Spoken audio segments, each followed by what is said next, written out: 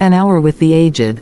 At a time when I had a nice Sunday school class, of which I was very fond, there was an aged and very eccentric old lady who was quite particular in the selection of her acquaintances. For some reason of her own, she favored me with her friendship, and it became my custom to start so early to Sunday school that I could spend an hour with her. Her room was very odd to look at. She had a fancy for putting almost everything into a separate little bag. The hair brush, coarse and fine combs, were each suspended in a bag just exactly large enough.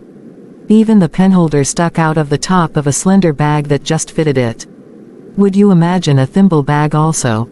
It was a fact. It took me several visits to become accustomed to her oddity.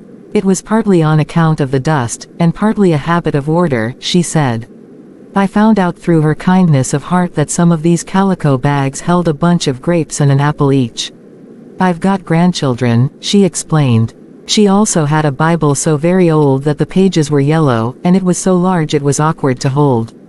Many a pleasant talk we had, she explaining to me passages that were obscure. How I loved to read the writings of Esdras in the Apocrypha, and how odd were some of the names in the old Bible. Such old-fashioned ear-rings as she wore, too. One day I asked her if she had not had them a long time, for my mother had, hidden safely away, a pair something like them that Grandpa gave her for her 5th birthday, when he came home with his ship. Said she, my husband put these in my ears 40 years ago on our wedding day, and I want them buried with me. It so happened that her wish was fulfilled that same summer, and it was my mournful pleasure to attend her last hours and moments in this life.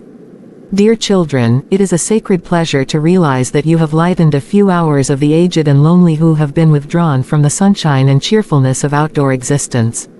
If it is your privilege to do so, let your ministrations help them to forget a portion of their sorrow and pain, and perhaps they may bear a kind word for you to the higher and better world.